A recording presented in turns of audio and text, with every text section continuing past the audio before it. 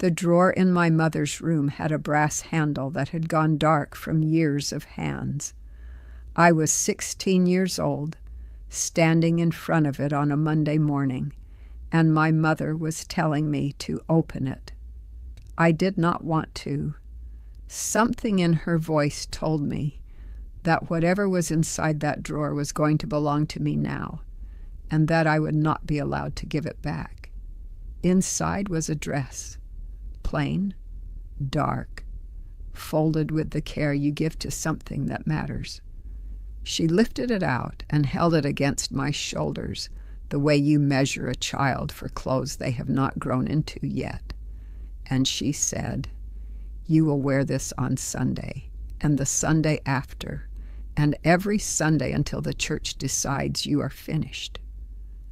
I did not understand yet what I had done to deserve that dress.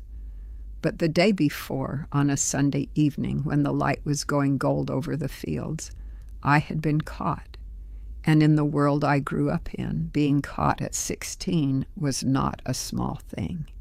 It changed the shape of a life. Before I tell you what that dress meant and what happened over the weeks that followed, let me say who I am. My name is Anna. I grew up Old Order Amish, and I am not a young woman telling you about last year. I am telling you about a world from a long time ago, the world of my girlhood, when the rules were heavier and the silence was deeper than anything the younger ones know now. This is Hannah the Amish Girl, the channel where I finally say the things I was never permitted to speak out loud. If you want to hear the truth about Amish life from someone who actually lived it, and lived it in the old way, subscribe and tap the like button. And tell me in the comments, where are you listening from today? I read everyone. Let me explain something that took me most of my life to put into words. In my community, in my time, a young woman's worth was a quiet thing she carried but did not own. It belonged to her family. It belonged to the church. A girl was raised to be useful and modest and silent, and the greatest gift she could bring to her wedding day was a reputation no one had ever whispered about. That reputation was not really hers. It was her father's good name, and her mother's, and the standing of the whole household at the worship service. When a girl was caught doing something she should not, the shame did not land on her alone. It spread outward like water on a floor into every room of the family. So when I tell you I was caught at 16, understand that I am not telling you about a private mistake. I am telling you about a public reckoning. Here is what people outside the community do not understand. Discipline in the old order was not a conversation. It was a structure, as fixed and certain as the benches we sat on at worship. There was the Ordnung, the unwritten rules that governed everything from the width of a hat brim to the conduct of a courtship. And when those rules were broken, there was a path that the broken one had to walk, and it had stations along the way, like the markings on a long road. The first station was the talking to. A minister, sometimes two, would come to the house. They would sit at the kitchen table with my father, and I would be called in, and I would stand while they remained seated, and they would ask me to account for myself, not gently. The purpose was not to understand me. The purpose was to determine the size of the wrong and the weight of the correction. The second station was the confession. In the old way, a serious matter was not settled in private. It was brought before the church. On a worship Sunday after the long service, the unbaptized and the children would be sent out, and the membership would remain, and the one who had transgressed would be spoken of and then spoken to. A young woman would be asked to stand or to kneel. before the whole congregation of people who had known her since the day she was born, and to admit aloud what she had done. And the third station was the silence that came after, the weeks of the dark dress, the seat moved to the back, the eyes that slid away from you in the yard, the meals where no one passed you the bread until someone remembered to, late as an afterthought. That was the punishment that had no end date written on it. You served it until the church, in its own time, decided you had served enough. Now let me tell you what I did. His name was Samuel. He was 19, and he drove a horse that everyone admired, and he had been giving me rides home from the Sunday singings for most of a summer. In my time, a buggy ride home was the whole of courtship's beginning. You did not walk out together in daylight. You did not hold hands where mothers could see. You sat side by side in a dark buggy on a dark road, and you talked, and the horse knew the way home better than either of you knew your own hearts. What happened was this. One evening, Samuel did not take the turn toward my father's farm. He took the long way, the way that went past the old mill, where the road ran out under the trees, and there was no house for a half-mile in any direction. We stopped there. We were not doing anything that the world outside would think was wicked. We were sitting close. He had his arm around me, and I had let my head rest against him. And we were talking about a future I was already certain we would share. That was all it was. But we lost the hour.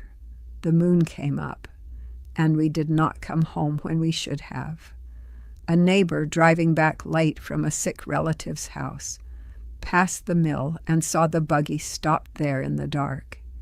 He knew the horse. Everyone knew that horse. By the next morning, it had reached my father, and by the Monday, it had reached the ministers.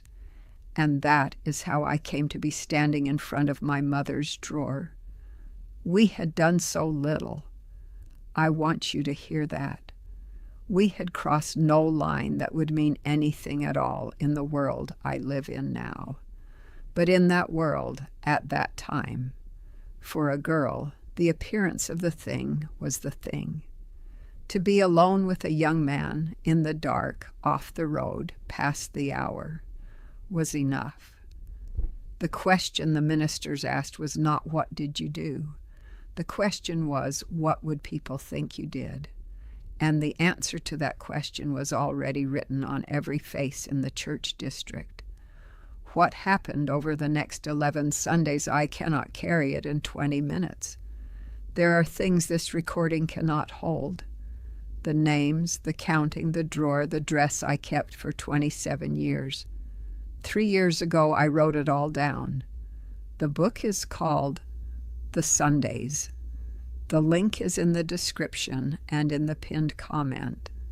Let me tell you about my friend Rachel, because what happened to me did not happen to me alone, and I have never been able to tell my own story without telling hers.